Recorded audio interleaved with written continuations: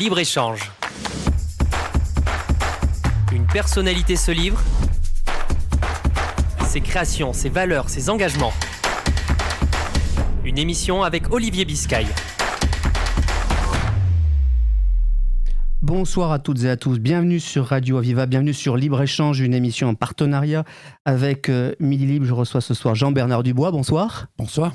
Vous êtes médecin, radiothérapeute, président de la Ligue contre le cancer, comité héros. On va évidemment parler beaucoup de cancer, beaucoup des missions de la Ligue contre le cancer au cours de cette émission, au cours d'un mois de mars, le mars bleu, puisque c'est une opération importante qui focalise sur le cancer colorectal.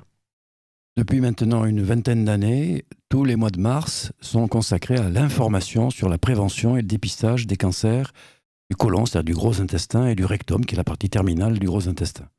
C'est un cancer extrêmement fréquent qui touche les deux sexes de manière équivalente et qui, malheureusement encore, est responsable d'un nombre de décès trop important dans nos pays, en particulier en France, puisque nous avons entre 25 000 et 30 000 décès chaque année en France par cancer colorectal. Donc ce mois est rythmé de nombreuses opérations, de programmes de pédagogie, parce qu'il est encore important d'informer et de jouer la carte du dépistage. Nous savons que nous sommes condamnés à répéter en permanence des messages pédagogiques préventifs. La pédagogie, vous le savez, s'appuie sur la répétition. Et cette répétition, elle est absolument nécessaire parce que nous avons maintenant la preuve que quand on se tait, l'information ne passe pas, par définition, et l'application des mesures préventives diminue.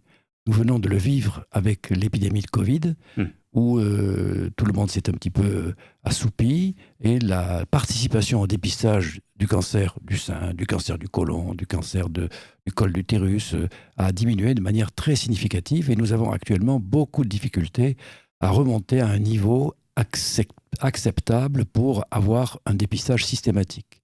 Pour avoir un dépistage systématique, il faut un taux de participation de la population de 50%. Or, nous sommes actuellement légèrement inférieurs à 30%. Taux que nous n'avons jamais dépassé, même avant l'épidémie. Qu'est-ce qui explique ça ?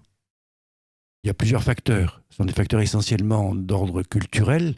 Ça passe très mal dans les pays latins, et nous sommes un pays latin. On sait depuis des décennies que le dépistage marche très très bien dans les populations nordiques. Les Scandinaves, par exemple, mettent à peu près un an et demi pour arriver à des taux de participation de 90%.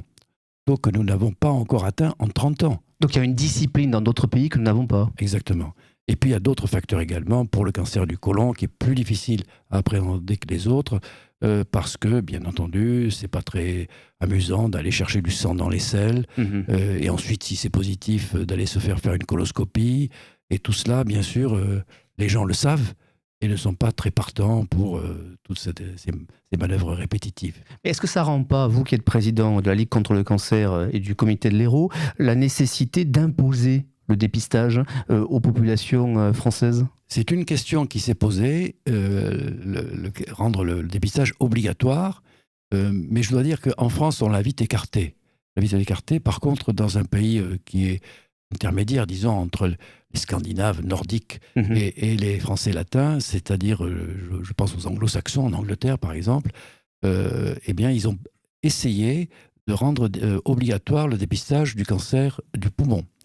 Ça a très peu marché, parce que, il y a d'autres raisons, mais ça a très peu marché parce que la population l'avait très très mal accepté, parce que ça touche aussi une population, qui est la population tabagique, qui s'est défendue en disant « nous sommes stigmatisés, c'est absolument inadmissible ».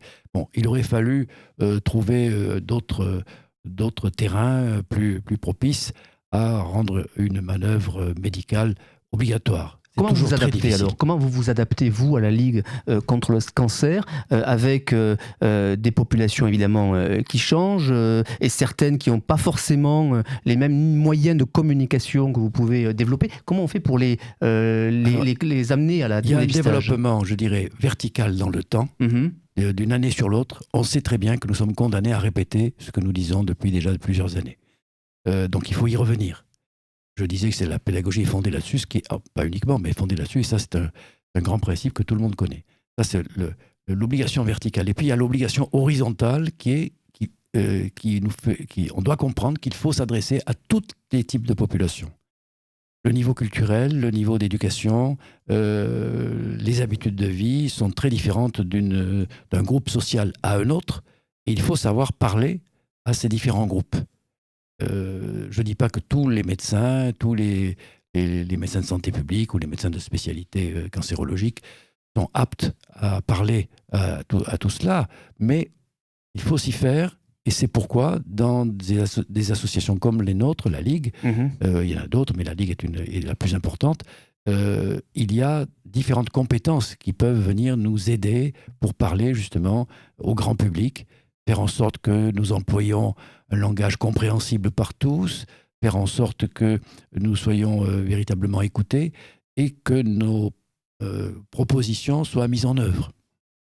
Ça passe aussi, j'imagine, par la pédagogie auprès des plus jeunes, dès l'école.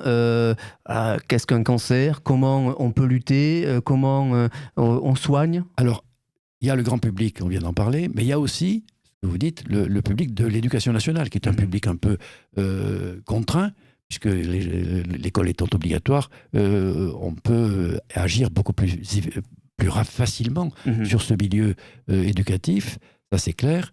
Et puis il y a un autre public également, qui est à la fois scolaire, universitaire et puis ensuite professionnel, c'est le public des médecins en formation. Dans nos facultés de médecine, moi j'ai enseigné pendant 39 ans, presque 40, à la faculté de médecine à Montpellier, on n'a pas encore véritablement pris toute la mesure de l'importance de l'enseignement de la prévention. Et il y a encore, hélas, beaucoup de nos confrères médecins qui ne sont pas persuadés que la prévention peut être efficace. On sait actuellement, quand même, que les gens aient entendu au moins une fois dans leur vie ce chiffre-là, que presque 40% des cancers pourraient théoriquement être évitables par une modification de nos habitudes de vie, de nos addictions. C'est 40% des cancers que l'on dit évitables. Lesquels, par exemple? Cancer d'abord de l'alcool et du tabac. Les plus importants, c'est ceux-là. Les plus fréquents, c'est ceux-là. Vous savez que le tabac, c'est 80 000 décès annuels en France, 40 000 par cancer, 40 000 par maladie cardiovasculaire. Et l'alcool, c'est 12 000 décès par cancer. Et ensuite, il y a tous les autres, mais dans des proportions plus faibles, les cancers dus à des mauvaises habitudes diététiques, les cancers dus à des addictions diverses, le soleil, qui est une véritable addiction, l'absence d'activité physique, la sédentarité qui facilite, avec une mauvaise diététique, l'obésité, qui devient un véritable fléau dans notre pays. Et l'obésité fait le lit de certains cancers, en particulier le côlon et le sein. Et un cancer du côlon et un cancer du sein chez un obèse a un plus mauvais pronostic que chez un non-obèse. Donc l'obésité, il faut la combattre. Il ne s'agit pas du tout de faire de la grossophobie, j'aime pas ce terme d'ailleurs, mais c'est pas ça du tout.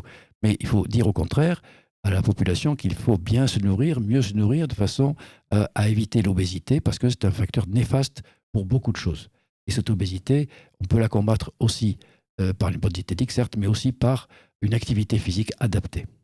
Ces messages de prévention que parfois on peut écarter, ils le sont parce qu'on n'arrête pas d'expliquer finalement qu'on peut soigner tous les cancers. Enfin, en tout cas, c'est un peu souvent le discours qui est passé, non, Bernard Dubois? Absolument, absolument. Et c'est un risque, ça, d'ailleurs. Oui, tout à fait. Il y a actuellement des cancers que l'on peut guérir à des stades peu évolués et justement qui bénéficient du dépistage, du diagnostic précoce. Il y a des cancers que l'on peut guérir dans presque 100% des cas. Quand j'ai commencé la cancérologie il y a 50 ans maintenant, ça n'existait pas. Aucun cancer n'était guérissable à 100% des cas. Or, actuellement, il y en a. Certains cancers du sein dépistés par la mammographie, certains cancers du côlon dépistés à un stade précoce par la coloscopie, ont des taux de guérison qui dépassent les 90%, même parfois les 95%. Et les cancers du sein microscopiques dépistés par la mammographie, certains, ils sont pas rares, c'est 100% de guérison. Donc ça existe. On sait aussi qu'il y a des améliorations par l'amélioration des techniques thérapeutiques, qu'il s'agisse de la radiothérapie ou de la chimiothérapie ou de l'immunothérapie. Donc il y a actuellement des moyens thérapeutiques qui sont beaucoup plus efficace qu'auparavant, et donc il ne faut pas s'en priver. Mais on a toujours quand même intérêt à arriver le plus tôt possible dans l'histoire d'une maladie. D'où la pédagogie. D'où aussi la recherche. Et Montpellier et notre région sont des terres de recherche. Vous-même, vous avez évidemment conduit des équipes autour de cela. Oui, absolument. Lorsque nous avons constitué les cancéropoles après le premier plan cancer en 2003, ça nous a donné l'occasion de faire l'état des lieux, l'état de nos forces et de nos faiblesses aussi, mais l'état de nos forces. Et on s'est aperçu que dans la cancéropole du Grand Sud-Ouest que nous avions constituée, qui existe toujours d'ailleurs, entre Bordeaux, Toulouse et Montpellier, sur le plan de la recherche cancérologique, Montpellier représentait 45% de cet ensemble Bordeaux, Toulouse, Montpellier. Et nous avons des équipes de chercheurs très nombreuses et très importantes, avec des niveaux scientifiques importants. Et je vous signale que l'Institut du cancer de Montpellier, actuellement, institut dans lequel j'ai travaillé 44 ans, et ma maison mère, qui m'a nourri, dans l'ICM, dans cette maison, il y a actuellement un CIRIC, Service intégré de recherche sur le cancer, qui fait partie des 8 CIRIC nationaux, et c'est le seul CIRIC qui a été renouvelé 3 fois. Et c'est pratiquement le seul dans le Midi, la moitié inférieure de la France, la moitié sud de la France. Et qui se justifie par les recherches que vous conduisez ? Absolument. Il y a 7 équipes labellisées de la Ligue. La Ligue a un conseil scientifique national, un conseil scientifique régional, un conseil scientifique départemental, avec des experts extérieurs qui nous assurent une certaine objectivité et une expertise scientifique de très haut niveau. Et ces conseils scientifiques sont extrêmement agressifs, je dirais, sur le plan scientifique, sont certainement très exigeants et nous permettent d'avoir des productivités scientifiques qui sont quantitativement et qualitativement tout à fait remarquables. Donc vous nous dites que la recherche progresse pour lutter contre les cancers. Absolument. La recherche progresse. Actuellement, nous avons toutes les semaines, tous les mois, des nouveaux traitements qui arrivent. Quand on commence un traitement actuellement à quelqu'un, on peut dire, sans mentir, sans se tromper, sans donner de faux espoirs, ne vous inquiétez pas, monsieur, madame, lorsque vous aurez terminé votre traitement, il y aura plein d'autres traitements qui seront apparus pour votre maladie et nous pourrons éventuellement vous en faire bénéficier si cela est nécessaire. Pour que la recherche progresse, on a bien compris qu'il faut les équipes, il faut aussi le nerf de la guerre, l'argent, les financements. Est-ce qu'ils sont à la hauteur ? On sait qu'il y a eu beaucoup de débats ces dernières années, de chercheurs eux-mêmes se plaignant d'un certain éloignement, d'une certaine distance des pouvoirs publics. Est-ce que c'est encore le cas en 2024 ? Ça s'améliore. Ça s'améliore beaucoup. Ça s'améliore beaucoup parce que je crois qu'on a fait de très gros progrès, vraiment. C'est pas du tout chauvinisme déplacé. On a fait de très gros progrès depuis le plan cancer qui nous a permis de savoir qui faisait quoi. Il y avait à Montpellier des tas de gens qui se disaient cancérologues, et ça nous a permis de voir qui étaient les véritables cancérologues et de faire porter les efforts sur ceux qui le méritaient. Et je crois que ça a été fait à Montpellier, ça a été fait partout ailleurs. Mais ça nous a permis de concentrer nos efforts. Alors bien sûr, c'est très consommateur d'argent. Il nous faut de l'argent, évidemment.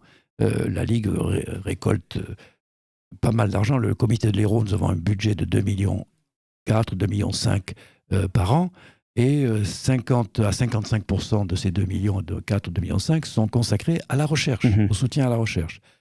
Donc c'est quand même quelque chose qui est pas décisif, mais qui peut être déterminant. On sait que sans la Ligue, il y aurait des programmes de recherche qui ne pourraient pas être réalisés. Dans un environnement où les planètes se sont alignées, parce que Montpellier est aujourd'hui une plateforme de la santé, du médical, de la recherche extrêmement référencée. Et Medvalet va, j'imagine, sublimer Montpellier et ce que vous faites depuis longtemps. Vous avez tout à fait raison. Montpellier, depuis longtemps, est très connu. Vous savez qu'on a quand même failli avoir plusieurs prix Nobel. Absolument, oui. On aimerait bien en avoir eu un. Mais bon, ça viendra peut-être au jour. Bien sûr, nous avons des chercheurs à ce niveau-là actuellement. Vraiment à ce niveau-là, à ce niveau. Ah oui, sans exagération aucune. Bon, après, il y a d'autres considérations qui viennent en jeu, mais enfin, ça, c'est autre chose. Mais on a un public de chercheurs très important et très recherché parce que nous avons beaucoup de chercheurs chevronnés qui viennent ici, sur le site de Montpellier, pour terminer brillamment leur carrière. Donc ça, c'est quelque chose de très important. Et Montpellier est parfaitement connu, non seulement en Europe, mais France, bien sûr, en Europe et hors de l'Europe, États-Unis, Chine, Japon. Moi-même, j'ai pas mal voyagé. On est connu. Voilà.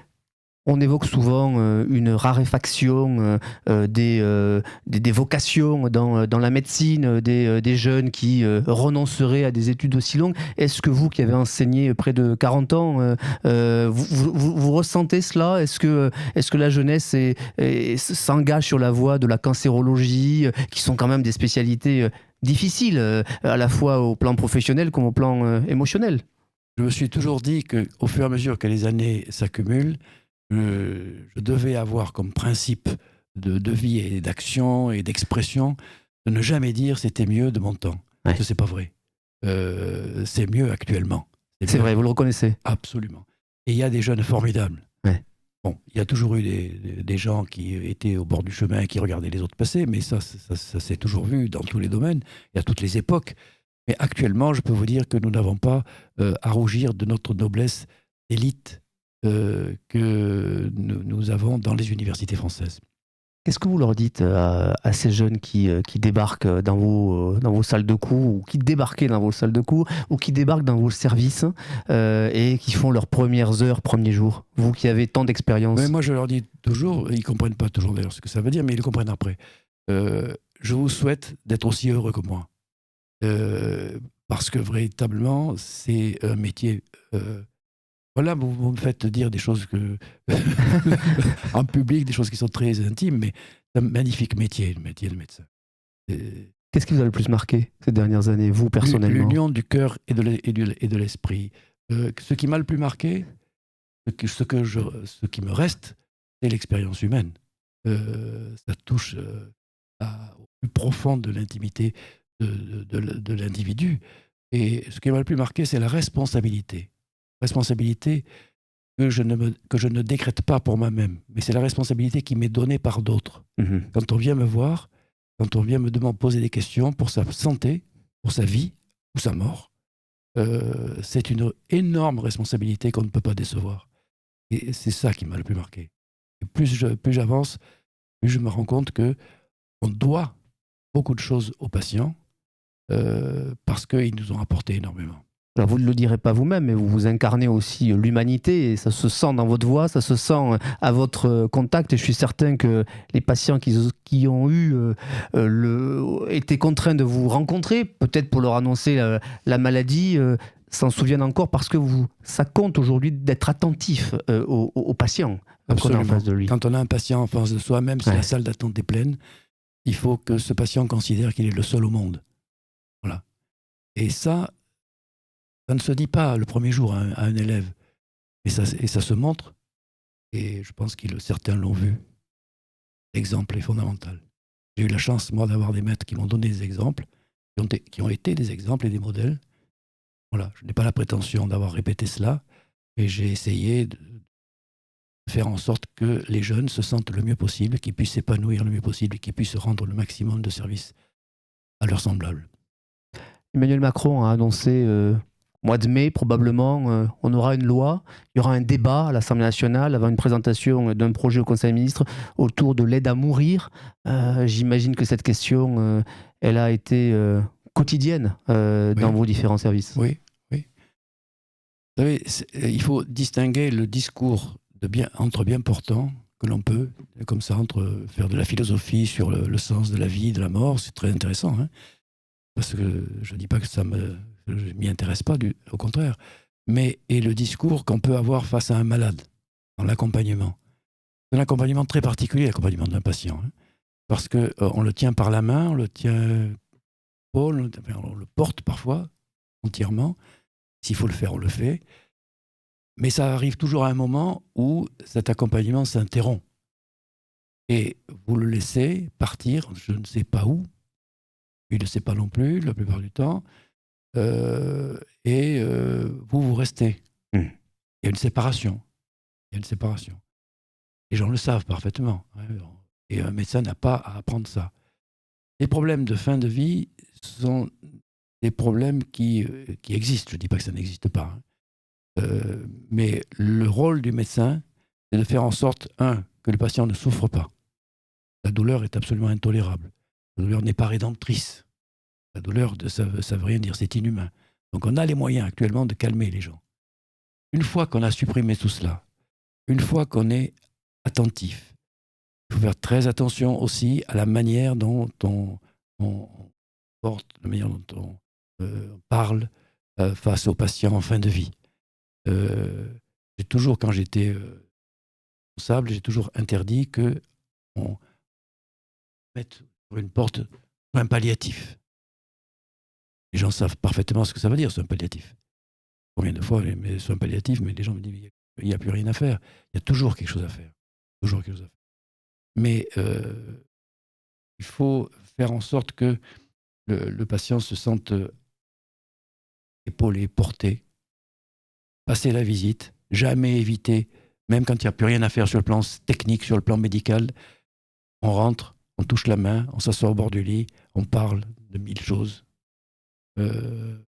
Et donc les problèmes de fin de vie, le suicide assisté, puisque c'est de ça dont on parle et dont on va parler évidemment pendant les prochaines semaines. Le suicide assisté, ça existe. Personnellement, je peux vous affirmer que jamais j'ai vu un patient me demander de mourir.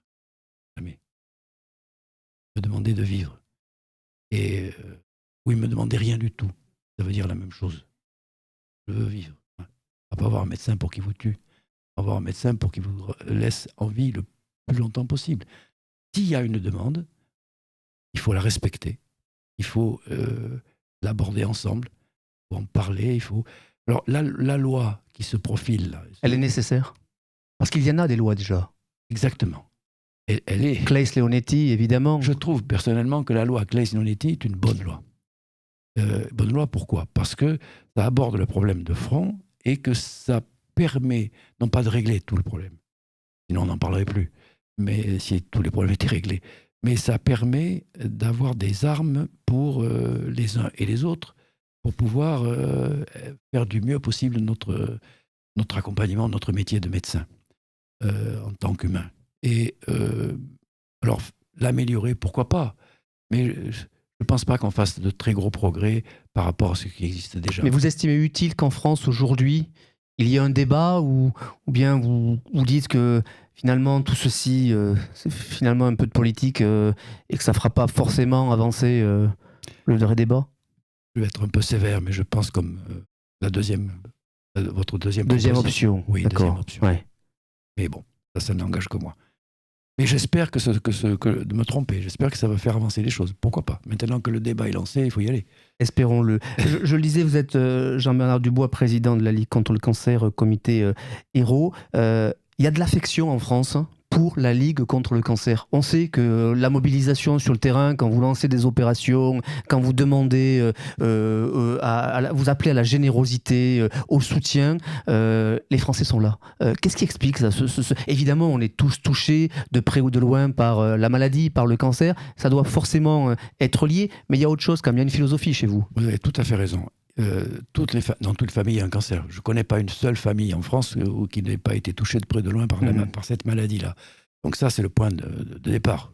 On ne s'adresse pas à une maladie exceptionnelle. Et puis, il y a le fait qu'on a eu la chance en France d'avoir des gens, il y a fort longtemps, il y a plus de 100 ans maintenant, qui ont vu déjà l'importance du problème. Et vous savez que la Ligue contre le cancer a 105 ans. Elle a été créée le 14 mars 1918. La Première Guerre mondiale n'était pas terminée. Nous étions en pleine guerre mondiale. Il y avait malheureusement des raisons évidentes d'avoir des morts parmi notre population. Et malgré ce, des médecins et des décideurs non médecins se sont intéressés à la lutte contre le cancer et ont créé la Ligue contre le cancer. Mieux, ils ont créé la Ligue contre le cancer en définissant les 3 grandes missions qui, depuis 105 ans, sont toujours les mêmes. La prévention. L'aide aux patients et la recherche. Les 3 grandes missions auxquelles on a ajouté la 4e actuellement, qui est plus récente, c'est les aspects sociétaux. Et ça veut dire que ces précurseurs-là ne se sont pas trompés sur l'intérêt de la maladie. l'impact que ça représentait pour la population, et également la pertinence des questions posées, qui restent toujours 100 ans après, toujours d'actualité. Et puis, il y a le dernier facteur, mais le dernier que j'ai en tête, en parlant, ça me vient en tête, c'est le fait que la Ligue n'est pas une association de patients. Ce n'est pas une association de professionnels. C'est une association de tout le monde. Tout le monde peut être ligueur. Les professionnels de santé, en activité ou en retraite, pardon. Les patients eux-mêmes, en traitement ou après leur traitement. Les non-patients. Les sympathisants. C'est finalement la Ligue de tous les Français. La Ligue de tous les Français. Et nous sommes actuellement avec un taux d'adhérents qui est tout à fait considérable et qui se maintient depuis plus de 100 ans. Et des bénévoles. En Hérault, nous avons actuellement autour de 10 000 adhérents et 800 bénévoles. 800 bénévoles.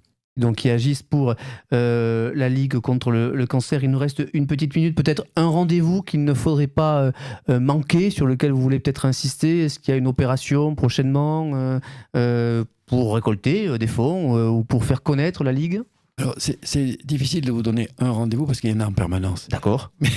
C'est l'occasion de dire qu'il y en a en permanence, où il y a peut-être une adresse. Nous avons 60 antennes dans le département de l'Hérault. Il y a 340 antennes en France. Il y en a 60 dans l'Hérault. Donc le comité... Donc au niveau élevé. Oui, un niveau très élevé, avec 800 bénévoles dans ces 60 antennes, ce qui est considérable également.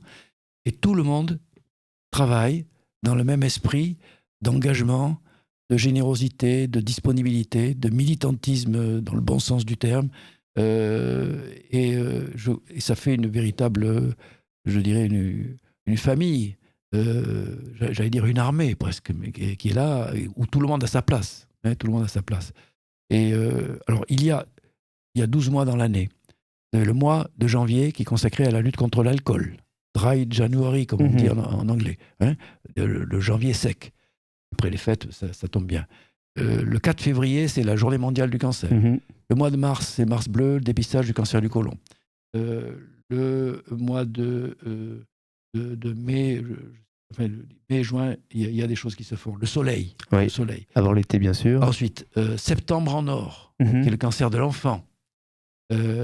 Octobre rose, le cancer du sein. L'octobre rose, c'est fabuleux. C'est une réussite médiatique absolue. Absolue, c'est vrai. S'il n'y avait pas Octobre Rose, si les médecins s'arrêtaient, si la Ligue s'arrêtait de parler d'Octobre Rose au mois d'octobre, c'est la population qui viendrait nous le demander. Ça, c'est le succès médiatique absolu. Novembre, le mois sans tabac et le mois de la prostate. Et bon.